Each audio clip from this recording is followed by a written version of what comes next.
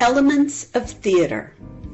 This PowerPoint outlines basic terms and concepts you should know about the elements of theater.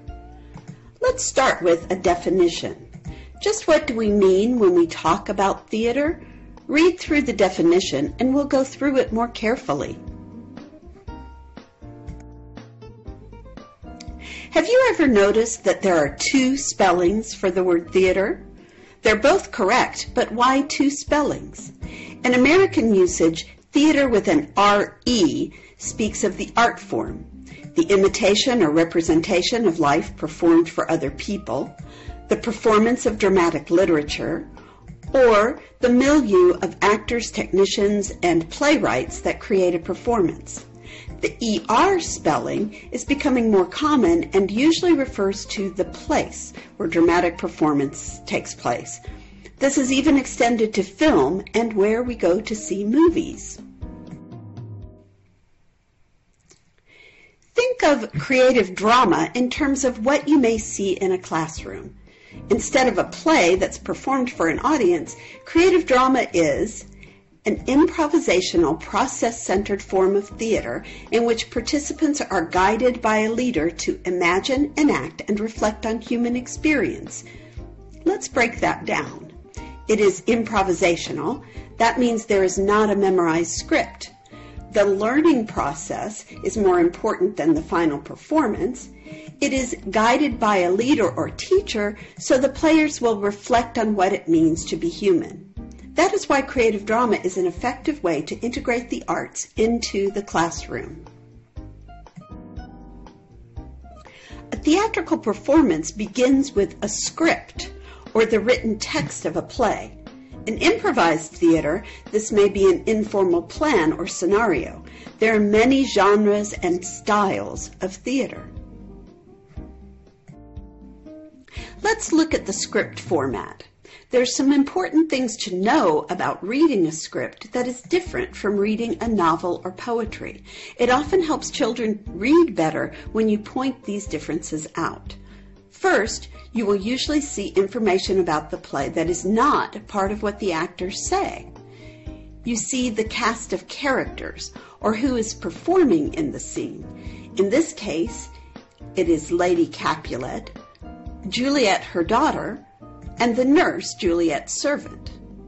Then you see the setting, or what act or scene is in the play, and the specific place, a room in the Capulet's house.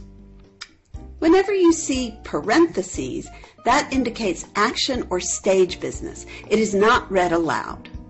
Finally, you come to the actor's speeches.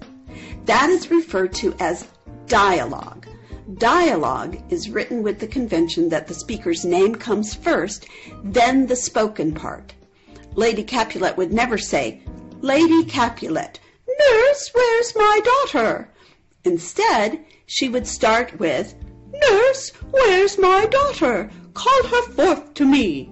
And the nurse would answer, "Now by my maidenhead, at 12-year-old I bade her come. God forbid, where's this girl? What? Juliet!" When we think of theater, we often picture tragedy and comedy masks. We have the Greeks to thank for those genres of Western theater. Later developments included tragicomedy, drama, and history plays. You may have studied about plot structure in your English classes. The Greeks are also responsible for the original plot structure. Freytag referred to it as a pyramid, but here is a modernized version of one. It shows the beginning as exposition, then an inciting incident, followed by complications that lead to rising action. Finally, there is the climax, often described as the point of highest dramatic tension or a major turning point in the action. Then comes the denouement, or falling action, that finally leads to the resolution. In improvisation, the actors do not work from a memorized script, but create scenes spontaneously. This picture is an example of a tableau or frozen action from a scene. Look at it carefully. Who are the characters? What are their relationships? Where does the scene take place? What do you think the situation is?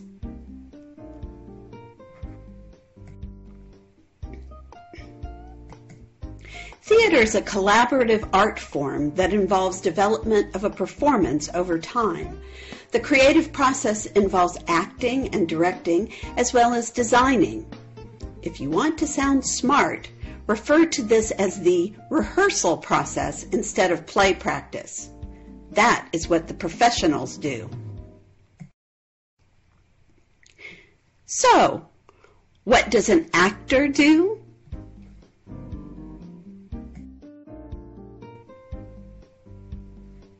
So let's look at acting. An actor has to first read and analyze the script, then use observation and imagination to develop a character. The actor then works at creating voice and movement through the process of rehearsal. This is often a long process that takes many weeks or even months to refine. What does a director do? You may think that a director simply yells at people to tell them what to do, but there are many responsibilities with the job, from creating a unifying concept, to collaborating with designers, to planning and scheduling. In fact, staging scenes, commonly referred to as blocking, is just one small part of what a director does. What does a designer do? Designers make the world of the play come alive. They create scenery or set to establish where the play is. The costumes and makeup can show character or historical and cultural context. Lighting and sound add to the mood. Props refers to anything that is moved on the stage, from a piece of furniture to a pocket watch. Remember, theater only exists when an audience observes a performance. The audience helps to create and shape the performance by their reactions. Different types of seating affect the perspective of the audience. Theater performances range from informal classroom presentations to full-scale Broadway productions and everything in between. Theater takes many different forms and styles. It leads us to the question, where does the audience sit? Types of stages are named by where the audience sits. When the audience sits all around the stage, it is called arena or in the round. The most common is the audience on one side and the stage on the other. This is called proscenium. When the audience is on three sides with part of the stage sticking out, it is called thrust because the stage is thrusting into the audience. And when the audience is on two sides, kind of like a tennis match, it is called alley. What does the audience do? Here's a helpful way to explain it to children. They observe closely using their senses, engage their imaginations to help create the world of the play, and allow others to experience the performance without distractions. Now comes an exercise. You're going to view a series of photos and try to guess what type of theater each one represents. Ready? Go! So try to guess what form or style of theater this photo is from. If you said musical, you're correct. This is from a high school production of the musical Grease. So what form or style of theater do you think this picture's from?